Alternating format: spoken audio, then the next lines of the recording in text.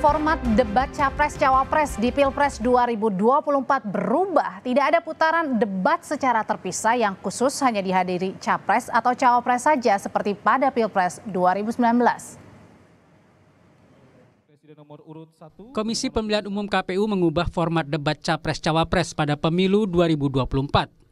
Debat diadakan 5 kali, 3 kali debat antar Capres dan 2 kali debat Cawapres. Namun semuanya itu akan dihadiri secara bersamaan oleh Capres dan Cawapres. Tidak ada putaran debat secara terpisah, yang khusus hanya dihadiri Capres atau Cawapresnya saja seperti pada Pilpres 2019. Tim kampanye nasional Prabowo Subianto Gibran Rakabuming Raka menyebut usulan format debat Pilpres 2024 itu berasal dari perwakilan pasangan Capres-Cawapres nomor urut 1 Anies Baswedan Muhaimin Iskandar saat diskusi dengan Ketua KPU Hasyim Asyari 29 November lalu. Pasangan Mas Anies dan Muhaimin itu salah satu usulan yang mereka sampaikan adalah agar pada setiap sesi debat itu pasangan Capres dan Cawapres hadir bersama-sama. Pernyataan TKN Prabowo Gibran dibantah Timnas Anies Baswedan Muhaimin Iskandar. Juru bicara Timnas Anies Muhaimin, Said Didu menegaskan, pasangan nomor urut 1 tetap berpegang pada aturan 3 kali debat Capres dan 2 kali debat Cawapres yang dilakukan terpisah. Dan di peraturan perundangan yang ada sangat jelas disebutkan bahwa 5 kali perdebatan itu 3 kali dengan debat presiden, calon presiden, dan 2 kali debat calon wakil presiden. Jadi saya pikir akan berpegang pada itu. Sementara tim pemenangan nasional TPN Ganjar Pranowo Mahfud MD menegaskan KPU tidak berhak mengubah format debat Capres-Cawapres. TPN Ganjar Mahfud menyebut warga berhak mengetahui kapasitas dan pengetahuan Capres-Cawapres yang akan dipilih. Apakah kita mau memilih kucing dalam karung? Ya seharusnya kan kita tidak milih kucing dalam karung, kita perlu tahu secara transparan, secara total siapa Capres, siapa Cawapres, apa visi, apa komitmen, apa kesiapan mereka. Nah, itu yang kita mesti lakukan. Ketua KPU Hasyim Asyari menyebut kehadiran Capres dan Cawapres saat debat ditujukan agar pemilih dapat melihat kerjasama masing-masing Capres-Cawapres. Namun, proporsi waktu untuk Capres dan Cawapres bicara akan berbeda. Saat debat Capres, porsi Capres untuk bicara akan lebih banyak. Begitu pula saat debat Cawapres. Pada dasarnya dalam pertemuan KPU dengan tim pasangan calon 5 kali debat itu pasangan calon semuanya hadir, hanya saja proporsinya bicara itu yang berbeda. Pada saat debat Capres maka proporsinya Capres untuk bicara lebih banyak ya. Ketika debat Cawapres maka proporsinya Cawapres juga yang lebih banyak. Pada Pilpres 2019 KPU melakukan format 2 kali debat Capres-Cawapres. Kemudian 2 kali debat Capres dan 1 kali debat khusus Cawapres. Di Pilpres 2024 ada perubahan format. 3 kali debat Capres didampingi Cawapres dan 2 kali debat Cawapres didampingi Capres. Debat pasangan calon presiden dan wakil presiden merupakan kesempatan bagi masyarakat untuk mengetahui dan menilai kualitas calon pemimpinnya. Tim Liputan Kompas TV. Saudara, perubahan format debat calon presiden dan calon wakil presiden di pemilu 2024 menuai kritikan. Nantinya tidak ada putaran debat secara terpisah yang khusus hanya dihadiri Capres atau Cawapres saja seperti pada Pilpres 2019 lalu. Lalu muncul ini tudingan dari kubu Prabowo Gibran bahwa perubahan format debat berasal dari kubu Anies Muhaimin. Lalu pertanyaannya, apa dampaknya dari perubahan format ini? Siapa yang paling diuntungkan? Kita tanyakan sore hari ini sudah bergabung melalui sambungan sudah ada Wakil Deputi Teritorial Timnas Anies Muhaimin, Kang Saan Mustafa, ada juga Wakil Komandan Komunikasi TKN Prabowo Gibran, Bang Herzaki Mahendra Putra, dan Deputi Politik TPN Ganjar Mahfud, Mas Andi Wijayanto. Selamat sore Bapak-Bapak semuanya.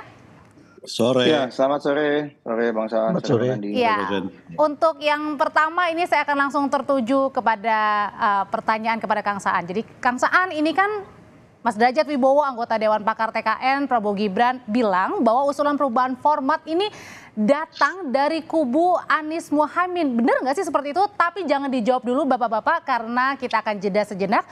Saya langsung pertanyaan pertama menuju ke Kang Saan. Jadi benar Kang Saan, kalau perubahan format itu datangnya justru dari kubu Anies Muhaimin, perubahan format untuk debat Capres dan Cawapres di pemilu 2024 Pilpres? Ya, sejauh yang saya ketahui ya, kubu Amin tidak pernah mengusulkan terkait dengan soal membuat format baru terkait dengan soal debat Capres dan Cawapres. Jadi sama sekali tidak ada kami mengusulkan itu. Nah, kubu Amin tetap berkomitmen bahwa debat Capres dan Cawapres itu sesuai dengan Undang-Undang nomor 17 tahun Undang-Undang nomor 7 tahun 2017 tentang pemilihan umum pasal 277, di mana di pasal itu diturunkan melalui PKPU ya, PKPU nomor 50 ayat 1 dalam PKPU tahun nomor 15 tahun 2003 merujuk pada penjelasan. Jadi PKPU nomor 15 tahun 2023 pasal 50 ayat 1 itu kan merujuk kepada penjelasan pasal 277. Jadi dari teman-teman Timnas Amin ini seperti apa? Usulan seperti apa format debatnya? Tetap kita merujuk bahwa karena itu jelas di penjelasan Undang-Undang nomor 7 2017 pasal 277 penjelasannya jelas. Debat Capres itu dilaksanakan 5 kali. Nah, adalah 3 kali untuk calon presiden, 2 kali untuk calon wakil presiden. Tidak ada debat di dalam penjelasan pasal ya. Pasal 277 itu debat calon presiden dan wakil presiden. Itu clear bahwa di dalam pasal itu ada debat 3 kali debat calon presiden dan 2 kali debat calon wakil presiden. Jadi artinya perubahan itu format clear. itu bukan datang dari Timnas Amin ya? Enggak, kita nggak pernah mengusulkan itu. Karena kita selalu berkomitmen untuk menjalankan dan menegakkan undang-undang, aturan. Dan KPU juga sudah jelas mengatur di dalam PKPU nomor 15 tahun 2023 dengan detail kan gitu loh. Nah, tiba-tiba mengutak-atik untuk dilakukan perubahan terkait format. Kang Saan, saya mau tanyakan ke Bang Zaky. Bang Zaky, ini Kang Saan bilang enggak kok, bukan datangnya dari Timnas Amin. Ini format perubahan debat Capres-Cawapres? Gini Mbak, pada saat pertemuan dengan KPU beberapa waktu lalu, ingat ada perwakilan dari tiap paslon. Nah, kami mencatat ada notulensi. Yang kami dapatkan itu ya, kalau perlu disebutkan ini namanya ini saya sebutkan. Ada namanya Ibu-Ibu Nihayatul Mafiroh PKB Dapil Jatim 3 Banyuwangi Situbondo Bondowoso. Ini ikut hadir, tapi tolong kalau misalnya kami salah dikoreksi. Di situ beliau menyampaikan bahwa dalam debat ini pada saat debat Capres didampingi Cawapres. Pada saat debat Cawapres didamping oleh Capres. Nah itu yang kami catat di notulensi kami. Hanya kan ya menurut kami silahkan KPU buka. Ini satu. Nah sehingga kami bingung nih ketika dalam berbagai talk show muncul kemudian framing, labeling, tuduhan, ya kan seakan-akan bahwa yang meminta paslon nomor 21. Yang kedua kemudian seakan-akan kami tidak siap dan takut sekali dengan debat ini gitu. Kami ingin tegaskan kepada publik ya, kepada masyarakat Indonesia menyaksikan Kompas TV maupun dimanapun berada, paslon nomor urut 2 mau debat Capres dan Cawapres, mau debat Capres melawan Capres, mau debat Cawapres melawan Cawapres, kami siap ya, silakan saja. KPU punya dasar, ada undang-undang pemilu tadi pasal 277 ayat 1. Nah ini kan menarik juga nih di sini, 3 kali calon presiden, 2 kali calon wakil presiden.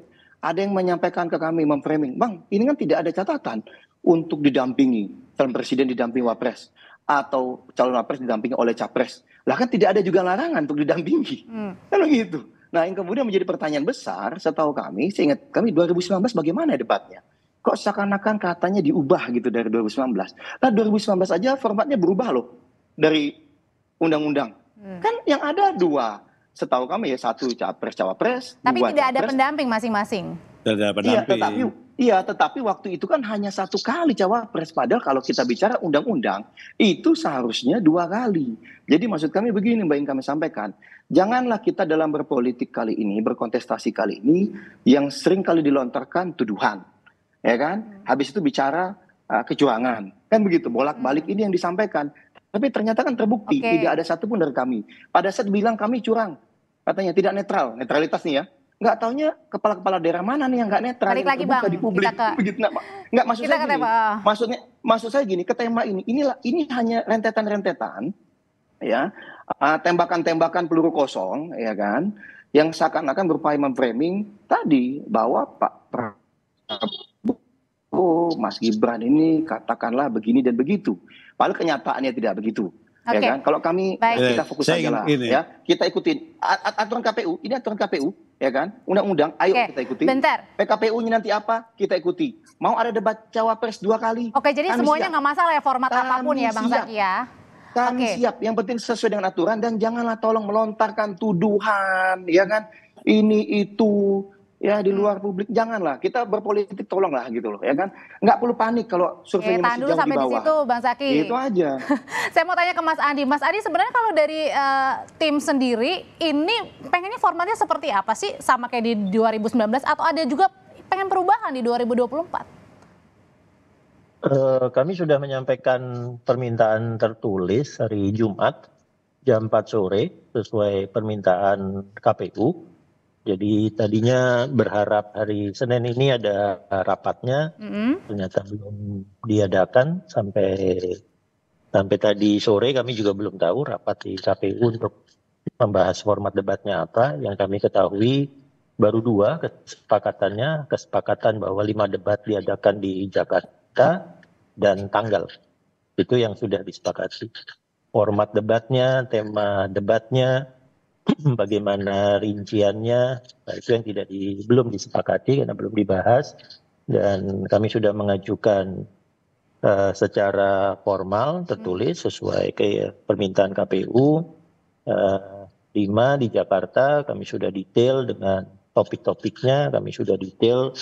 Ada yang kami usulkan dengan bentuk podium debate seperti 2014-2019. Kami juga mengusulkan satu format town hall, ya.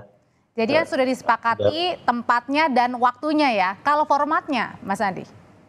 Itu belum. Itu yang harus nanti antara KPU dengan kami bertiga yang harus rapat lagi. Nah, ini masih menunggu kapan KPU mengundang rapat. Tapi yang paling penting adalah ini memang harus segera disepakati. Ya, kalau berdasarkan undang-undang tadi kayaknya Bang Saan Mustafa dan Mas Herzaki sepakat pakai saja penjelasan pasal 277 ya, sehingga debat yang kira-kira tinggal 1 minggu ke depan ini bisa disepakati formatnya, lalu masing-masing tim bisa mempersiapkan paslonnya jauh lebih baik sehingga masyarakat mendapatkan debat yang berbobot nantinya di 12 Desember.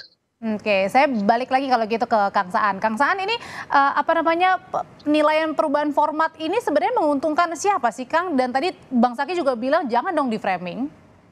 Ya, pertama gini, kita nggak pernah memframing dan nggak pernah menuduh siapapun. Kita hanya ingin menegaskan kepada penyelenggara bahwa penyelenggara laksanakan saja undang-undang yang ada. Dan juga kan sudah diatur di dalam teknis, yaitu di PKPU nomor 15 tahun 2023. Dan itu udah detail dilakukan. Dan tidak perlu lagi melakukan perubahan terhadap PKPU yang ada. Karena PKPU terjemahan dari Undang-Undang No. 7 2017 pasal 277 itu sudah tepat.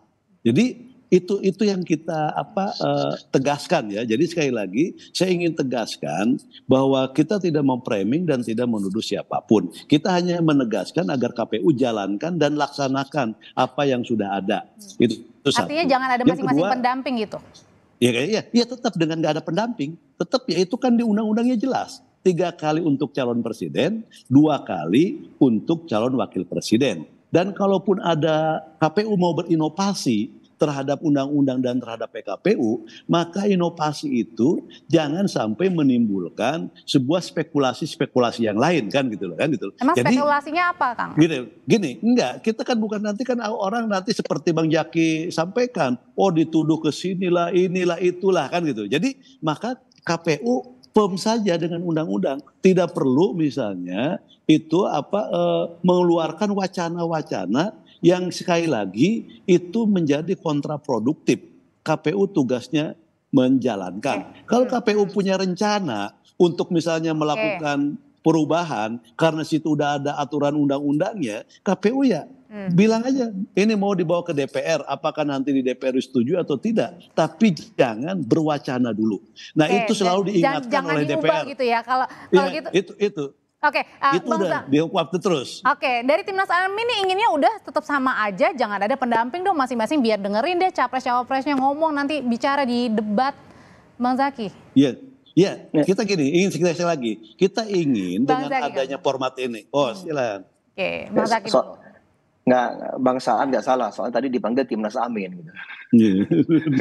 Silakan Timnas Amin, rupanya Bang Zaki kan. Iya, gini, kalau dari TKN jelas, TKN Prabowo Gibran kami siap mengikuti apapun putusan KPU. Ya, kita jalankan saja undang-undang, lalu KPU punya kebijakan-kebijakan dan penafsiran terkait dengan undang-undang, ya silakan kita ikuti apapun itu. Jadi mau pola kemarin, mau pola 2019, apapun itu yang penting dalam koridor undang-undang kami siap.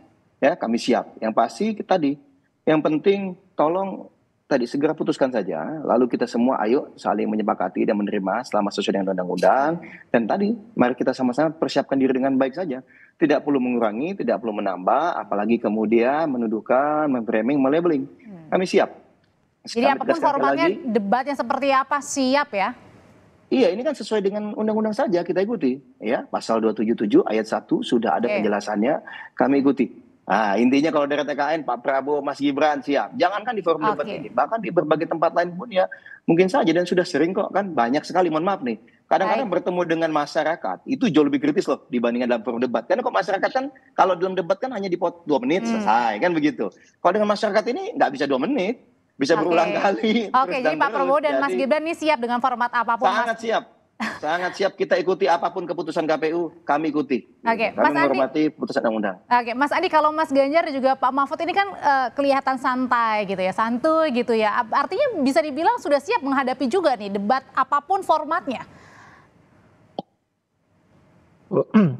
Ya iya, tentunya Mas Ganjar yang punya pengalaman debat ya, karena 2 kali mengikuti debat gubernur.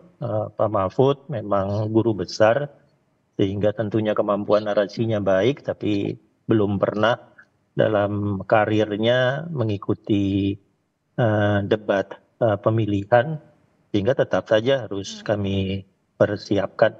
Ya, dari 6 orang kandidat ini, yang dua-duanya punya pengalaman debat kan sebetulnya Pak Prabowo dengan Mas Gibran. Kalau di Amin misalnya Mas Anies punya pengalaman debat, tapi Caimin tidak punya pengalaman debat seperti Pak Mahfud. Ya, menariknya untuk 3 pasang kali ini, masing-masing tim itu di dalamnya ada yang pernah kerja dengan masing-masing tim lainnya. Artinya? Misalnya saya gitu ya, saya pernah bantuin Mas Gibran di Solo, ya, jadi tahu persiapannya. Di tim saya ada yang pernah bantuin Pak Prabowo 2014 dan 2019, jadi tahu persiapannya. Jadi itu bisa jadi strategi, mengintip strategi gitu. Masing-masing sudah tahu karakter dan strateginya, sehingga masyarakat bisa betul-betul melakukan penilaian yang lebih rasional. Tapi intinya siap ya Mas Andi ya? 5 kali debat. Oh ya, siap. Ya, kayaknya di level ini karakter dari 6 orang itu mestinya siap melakukan debat dengan format apapun. Oke, kita nantikan itu ya. Terima kasih Mas Andi, terima kasih Bang Zaki, terima kasih juga Kang Saan. Sehat selalu semuanya Bapak-bapak. Iya.